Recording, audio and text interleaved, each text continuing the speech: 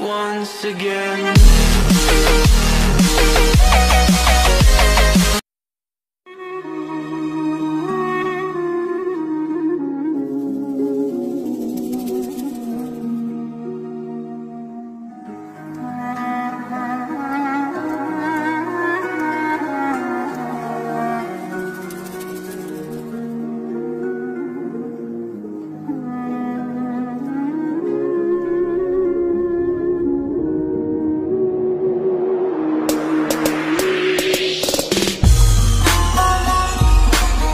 Ben Halil Halit. Kavgada ustalığımla, meydanda ateşpare yüreğimle, cenkte adaletimle, dostlukta muhabbetimle. Ben Halil Halit. Aziz bildim Kur'an'ı, aziz bildim bu memleketin toprağını.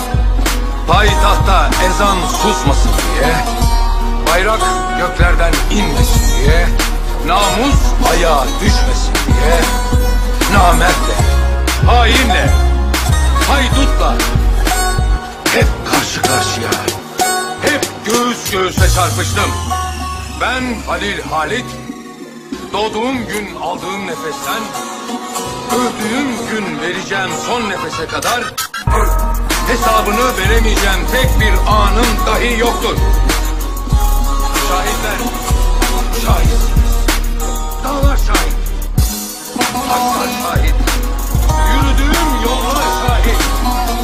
Yaptığım her işte adaleti, ettiğim her kelamda kerameti, attığım her tokatta mahareti aradım ben.